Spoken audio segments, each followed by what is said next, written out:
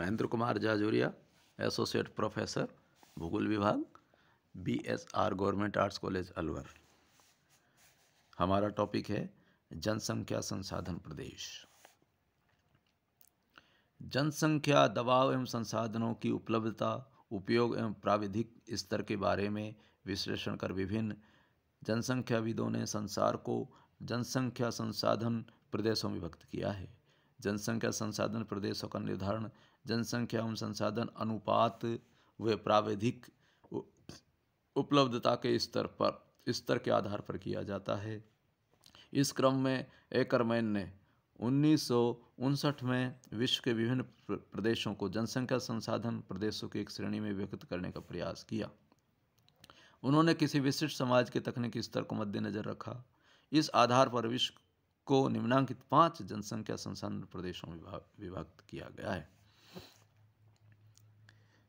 संयुक्त राज्य अमेरिका के प्रदेश, यूरोपीय प्रकार के प्रदेश, मिस्र प्रकार के प्रदेश, ब्राजील प्रकार के प्रदेश, आर्कटिक मरुस्थल प्रकार के प्रदेश।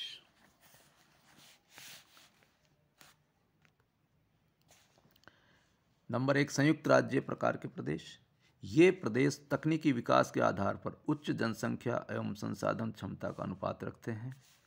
इस प्रकार के प्रदेशों में संयुक्त राज्य अमेरिका, कनाडा, ऑस्ट्रेलिया, न्यूजीलैंड तथा आंशिक रूप से रूस तथा अर्जेंटीना है। इन क्षेत्रों में भौतिक संसाधनों की प्रचुरता एवं क्षेत्रीय विस्तार पाया जाता है, अतः ये क्षेत्र भविष्य में भी इसी श्रेणी में रहेंगे। दूसरी ओर तीव्र आर्थिक विकास के परिणाम स्वरूप कुछ हानिकारक प्रभाव भी परिलक्षित होंगे। ये अपनी उच्च क्षमता के आधार पर विश्व के अन्य क्षेत्रों के संसाधनों को भी प्राप्त करने में सफल रहेंगे। यहाँ जनसंख्या का आकार सीमित होने से लोग तकनीकी ज्ञान में निपुण तथा उच्च श्रम क्षमता रखते हैं। नंबर 2, यूरोपियन प्रकार के प्रदेश। अमेरिकी क्षेत्रों के सदृश्य ही यहाँ भी सीमित जनसंख्या है, अतः उच्च तकनीक ज्ञान पाया जाता है। जिस आधार से ये प्रदेश विकसित देशों में हैं, उनकी तुलना में यहाँ क्षेत्रीय विस्तार कम पाया जाता है, जिस कारण संसाधनों की उपलब्धता कम है।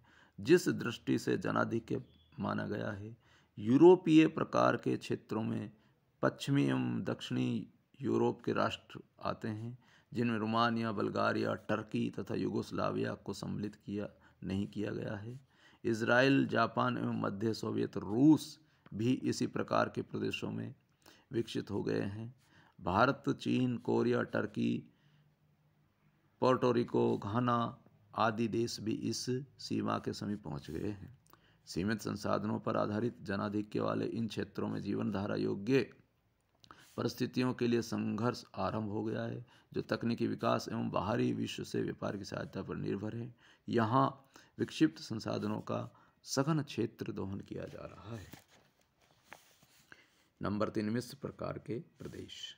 ये क्षेत्र जनाधिक्य की समस्या से ग्रस्त हैं। यहाँ जनसंख्या और भूमि का संतुलन एक समस्या बना हुआ है। इनकी जनसंख्या विकास दर भी तीव्र है, जबकि मुख्य आर्थिक क्रिया कृषि है।